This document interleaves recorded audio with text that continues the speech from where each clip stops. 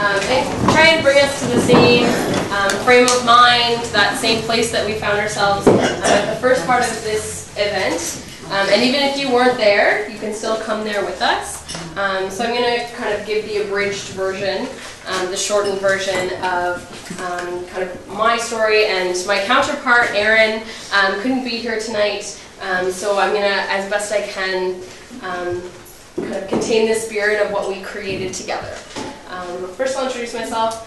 Mona Bojo, Kristen Dishnakaz, Dalroy, Shnabikwe Dao, Scottish Dodem, Raven Thames Dunjwa, Meanwhile Toronto and Diane. My name is Krista, and my family comes from Raven Thames First Nation and Turtle Clan, and I live currently in Toronto. I'm the lead youth advocate with the Native Youth Sexual Health Network.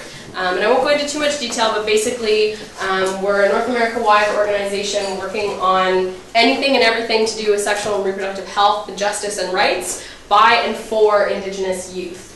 So when I kind of came to be part of this, what I was looking at was really, for us, youth are central. We've got really important traditional roles in our communities that have been invisibilized, that have been forgotten, that have been lost or taken away. Specifically through residential schools, child welfare systems, prisons, the system that keeps changing its face, right? So one of the things that Erin and I tried to do was to really outline some of the things that we as youth do in our communities that is often misunderstood, sometimes is deliberately criminalized, or looked down on, some of those behaviors, and actually reclaiming that stuff as part of what we do as youth, as children, to challenge and keep our leaders in check. And so I'm going to share some of that with you. This is not an exhaustive list by any means, but these are things that we've lived, that we see, and that we participate in. So one of the things that, so I'll just go in with the list. So one of the things I focused on was experimentation. So this could be clothing choices, substance use, any kind of questionable behavior. We really like to kind of try it out, see how it works, and do all that while, making as many mistakes as possible. At least that's what I did. And really, I think the purpose of that is to push those boundaries, to remind you that adaptation is a way that we survive, that change is nature, and so we're going to see how good your supports are. We're going to see if you're going to show up for us. By really pushing those boundaries and seeing how far you'll go with us and whether you'll support us in what we're trying to do. Constantly asking questions, whether it's how, why, who, what, all of those questions, but especially that why and how. Why are these things happening? How does this work? And I think we really do this to maintain some critical thinking, to make sure that that status quo is always questioned, always kept in check, and that if you can't answer that question when you're asked, maybe it's time to rethink some of the reasons why you're doing it. We challenge authority, big time. I still do this with any and all adults in my life.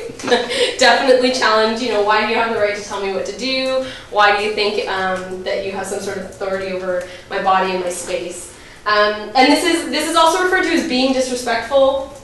Youth in the room or other people have heard that and like, oh, that young person's so disrespectful, that youth's being really disrespectful. And I really think this is about keeping authority figures, informal or formal, accountable, and making sure that the reasons that it's kind of a give and take, that it's not just an authoritarian top-down, get those youth in line, but that's a give and take, and there's a relationship.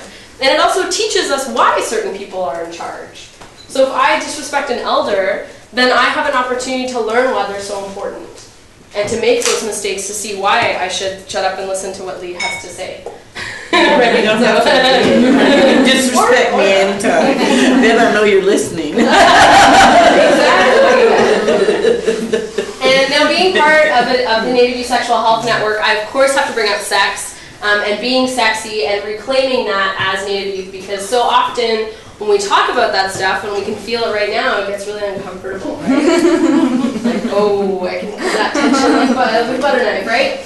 But what that is that we're so often talking about things in the context of violence. And it sucks to come from that place, but that's also the reality.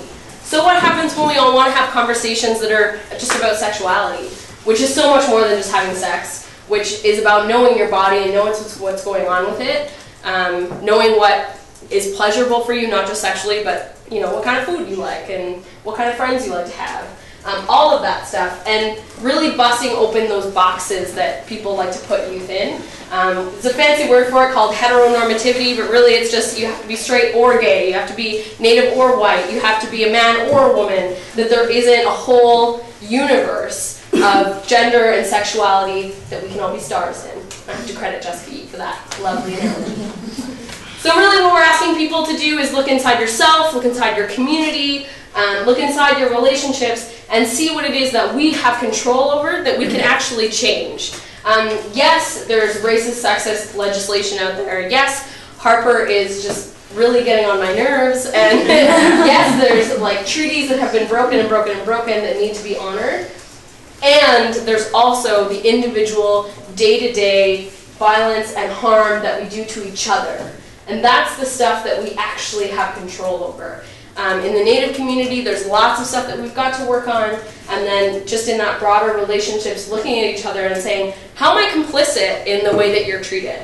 How am I complicit in the violence that happens to you on a day-to-day basis? And what of that can I change?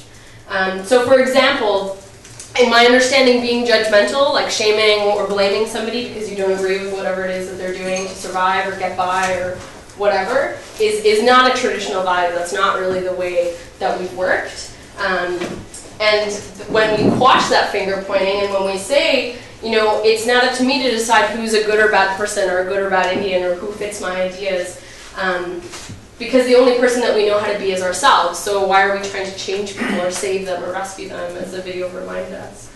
And saving people from bad situations that just don't do it, that just don't walk home at night, is not working, right? We're seeing that it's just not working.